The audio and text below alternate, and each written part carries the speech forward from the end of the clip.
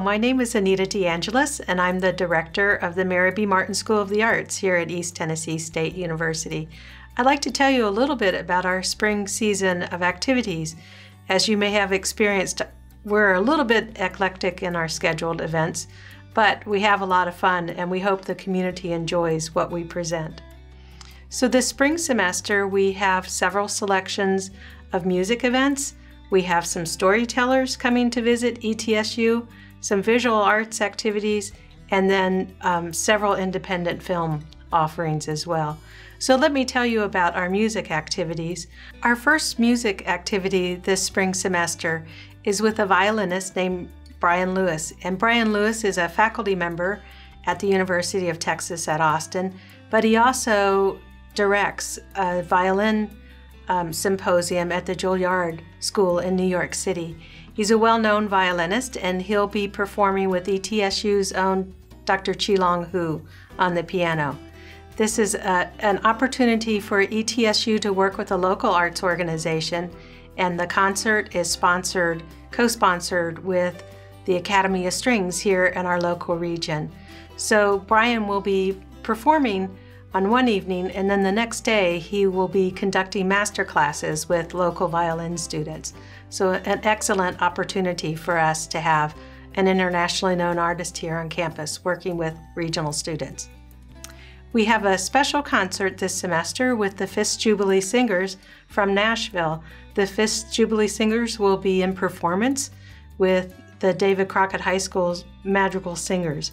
So again, it's another opportunity where we're able to interact with a local arts organization or arts group to present a quality arts activity for our community.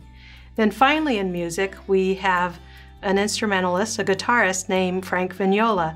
Frank Vignola is a well-accomplished guitarist. He's performed with Madonna, with Ringo Starr, and Les Paul named him one of the top guitarists in the country. So a pretty significant guitarist. Now, for storytelling this spring semester, we're continuing our series that's called When Worlds Collide. And this is a series that was suggested to me by ETSU's own Dr. Joseph Sobel. So we have two more storytellers coming. One is named Diane Edgecombe, and she is telling a story that's called Forbidden Stories, and these are a collection of stories from an opportunity she had to work with Kurdish people in Turkey, and it's a collection of traditional stories from that particular culture. Then later in the semester, Jay O'Callahan will be here. Jay O'Callahan is pretty well known in our area since he's often here during the Storytelling Festival, and the story that he is telling is called The Spirit of the Great Auk. And this particular story is about a 1,500-mile kayaking journey along the migration route of the great auk. The bird is now extinct, but the story is pretty interesting. And what will really cap off that particular evening is that the man who made the kayaking journey, Dick Wheeler, will also be here. So after that particular activity that evening, we'll also have a question and answer period with the storyteller and the subject of the story as well. So a unique opportunity for our community. Now, as many of you have participated with us in the past, we present South Art's Southern Circuit Tour of Independent Filmmakers, and we have 3 more films coming to ETSU this spring semester.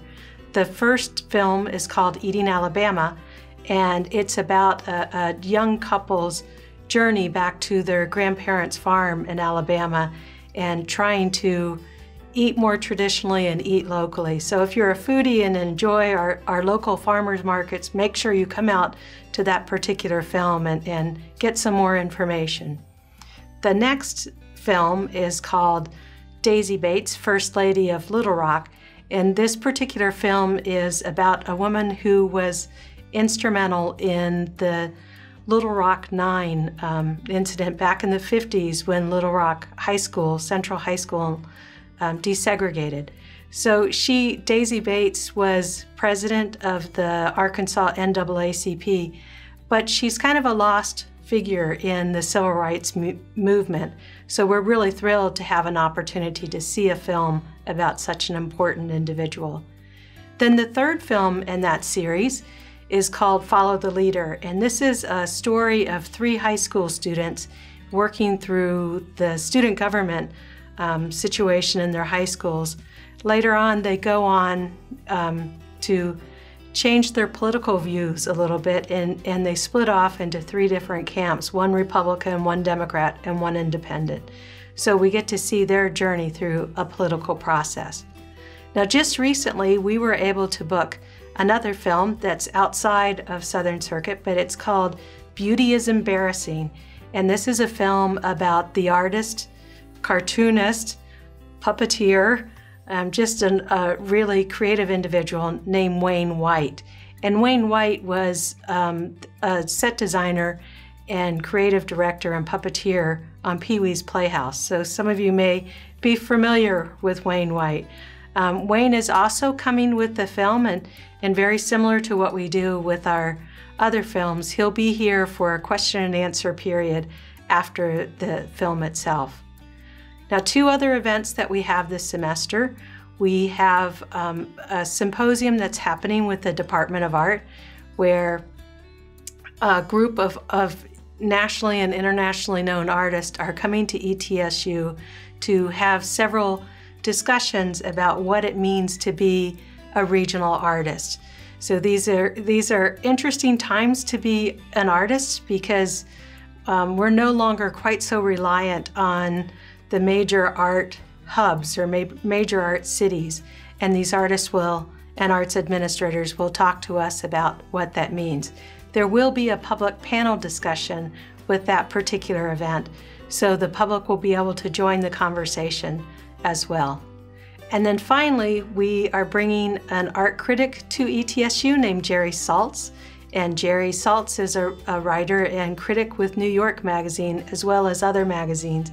Now, interestingly enough, we'll have one arts event where we're talking about regionalism in art, and yet we'll end with an individual who's very much in the middle of what's happening in one of the largest art cities in the world.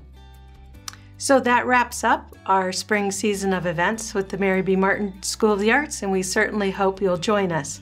Thank you.